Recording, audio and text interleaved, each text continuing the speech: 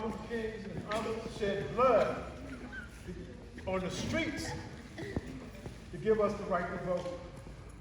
And now it's been flipped backwards and they're taking it away. You young people, it's going to be a hard future for you. They took back affirmative action. Your schooling going backwards.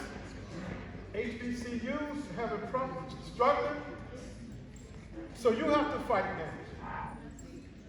Unfortunately, though, I didn't do well in the academy the first time I went, and I failed out.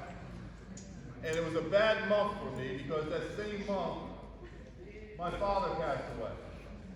And I was in a town up in North Jersey called Newark, taking care of his funeral arrangements with my grandparents. And in fact, I just dropped them off, and I was walking back to my car when I was accosted by 3 undercover police officers. Now, I don't know who they thought I was, but they ended up shooting at me, they ended up assaulting me, and they charged me with 3 counts of aggravated assault against them. Through the aid and help of my grandfather, mind you, who's just burying his son, he got me an attorney, and we came up with a plan, and I ended up charging those officers with a crime as well.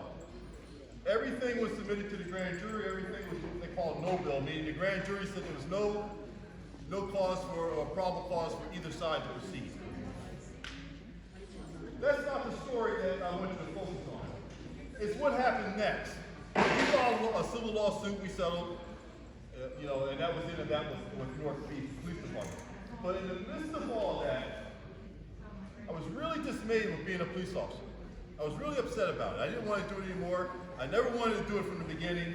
And it was my grandfather who said, listen, you can protest about this, you can join organizations, you can really fight.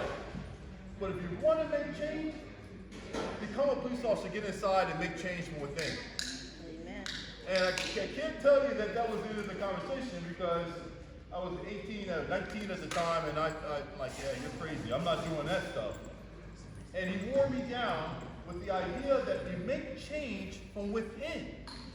That's how you fight the system, by changing the rules of the system. And here we are in the 21st century, and we're going over stuff that we thought was settled in the 1960s. We still walk around here, some of us, we talk black, we're going to wear a Malcolm X hat, put on a black t-shirt, but we'll go to a white doctor before we go to a black doctor. We will dress up for Black History Month, but we'll go to a white dentist before we go to a black dentist. If there's any message that we have to give during Black History Month, is number one, we need black unity in the black community.